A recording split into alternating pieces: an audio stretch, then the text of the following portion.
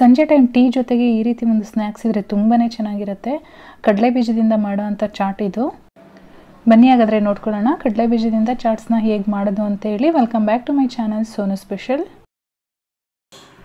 ಮೊದಲನೇದಾಗಿ ನಾನಿಲ್ಲಿ ಕಡಲೆ ಬೀಜ ನೆನೆಸಿಟ್ಟಿದ್ದೀನಿ. 3 ಗಂಟೆಯಿಂದ ನೆನೆಸಿಟ್ಟಿದ್ದೀನಿ. ನೀವು ಓವರ್ನೈಟ್ ನೆನೆಸಿದ್ರೂ ಆಗುತ್ತೆ. ನಾನು ಒಂದು 3 ಗಂಟೆಗಳ ಕಾಲ ನೆನೆಸಿದ್ದೀನಿ. ಈಗ ನೆಂದಿರೋ ಅಂಥ ಕಡಲೆ ಬೀಜನ ಒಂದು ಕುಕ್ಕರ್ಗೆ ಸೇರಿಸ್ಕೊಂಡು 4 ರಿಂದ 5 ವಿಷಲ್ನ ಕೂಗಿಸ್ಕೊಳ್ಬೇಕು. ಕಡಲೆ ಬೀಜನ ನಾವು ತುಂಬಾ ಸಾಫ್ಟಾಗಿ ಅಂದರೆ ಮೆತ್ತಗೆ ಬೇಯಿಸ್ಕೊಳ್ಬೇಕಾಗತ್ತೆ. ಹಾಗಾಗಿ ಒಂದು 5 ವಿಷಲ್ನ ಕೂಗಿಸ್ಕೊಳ್ಬೇಕು. ಅಕಸ್ಮಾತ್ ನೀವೇನಾದರೂ ಕಡಲೆ ಬೀಜ ನೆನೆಸಿಲ್ಲ ಅಂತ ಅಂದರೆ ಒಂದು 6 ರಿಂದ 7 ವಿಷಲ್ನ ಕೂಗಿಸ್ಕೊಳ್ಬೇಕಾಗತ್ತೆ. ನಾನಿಲ್ಲಿ 1 ಕಪ್ ಕಡಲೆ ಬೀಜಕ್ಕೆ 1.5 ಕಪ್ಪು ನೀರನ್ನು ಸೇರಿಸ್ಕೊಳ್ತಾ ಇದ್ದೀನಿ. ಜೊತೆಗೆ ರುಚಿಗೆ ತಕ್ಕಷ್ಟು ಉಪ್ಪನ್ನು ಹಾಕ್ಕೊಳ್ತಾ ಇದ್ದೀನಿ. ಇವಾಗ ಒಂದು ಲಿಡ್ ಕ್ಲೋಸ್ ಮಾಡಿ 5 ವಿಷಲ್ ಕೂಗಿಸ್ಕೊಳ್ತೀನಿ.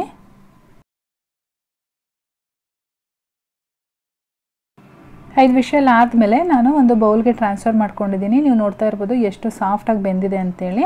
ಇವಾಗ ಇದಕ್ಕೆ 1 ಟೊಮೊಟೊನ ಕಟ್ ಮಾಡಿದ್ದೀನಿ ಚಿಕ್ಕದಾಗಿ, ಅದನ್ನು ಸೇರಿಸ್ಕೊಳ್ತಾ ಇದ್ದೀನಿ. ಹಾಗೆ 1 ಈರುಳ್ಳಿನ ಕಟ್ ಮಾಡಿಕೊಂಡು ಅದರಲ್ಲಿ ಒಂದು ಅರ್ಧನ ಸೇರಿಸ್ಕೊಂಡಿದ್ದೀನಿ. ಚಿಕ್ಕದಾಗಿ ಕಟ್ ಮಾಡ್ಕೊಳ್ಬೇಕು. ಒಂದು 1/4 ಟೀ ಸ್ಪೂನ್ ಉಪ್ಪು ಸೇರಿಸ್ಕೊಳ್ತಾ ಇದ್ದೀನಿ. ಕಡಲೆ ಬೀಜ ಬೇಯಿಸ್ಬೇಕಾದ್ರೆ ಉಪ್ಪು ಹಾಕಿರ್ತೀವಿ, ನೋಡಿಬಿಟ್ಟು ಉಪ್ಪನ್ನು ಸೇರಿಸ್ಕೊಳ್ಳಿ. ಬೇಡ ಅಂದರೆ ಸ್ಕಿಪ್ ಮಾಡ್ಕೊಳ್ಳಿ.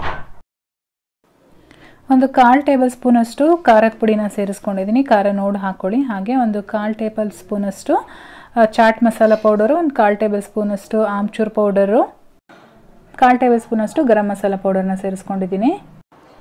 ಲಾಸ್ಟಲ್ಲಿ ಸ್ವಲ್ಪ ಕಟ್ ಮಾಡಿರ್ತಕ್ಕಂಥ ಕೊತ್ತಂಬರಿ ಸೊಪ್ಪನ್ನು ಸೇರಿಸ್ಕೊಂಡು ಎಲ್ಲದನ್ನು ಕೂಡ ಚೆನ್ನಾಗಿ ಮಿಕ್ಸ್ ಮಾಡ್ಕೊಳ್ಬೇಕು. ಸಂಜೆ ಟೈಮ್ ಏನಾದರೂ ತಿನ್ನಬೇಕು ಅನ್ನಿಸ್ದಾಗ ಈ ರೀತಿ ಒಂದು ಚಾಟ್ ರೆಸಿಪಿನ ಮಾಡಿ ತುಂಬಾ ಚೆನ್ನಾಗಿರುತ್ತೆ. ರೆಸಿಪಿ ಇಷ್ಟ ಆಗಿದ್ರೆ ಲೈಕ್ ಮಾಡಿ, ಹಾಗೆ ಸಬ್ಸ್ಕ್ರೈಬ್ ಮಾಡ್ಕೊಳ್ಳೋದಂತೂ ಮರಿಬೇಡಿ. ನಾನು ಮತ್ತೆ ಸಿಗ್ತೀನಿ ಮುಂದಿನ ವಿಡಿಯೋದಲ್ಲಿ. Thank you.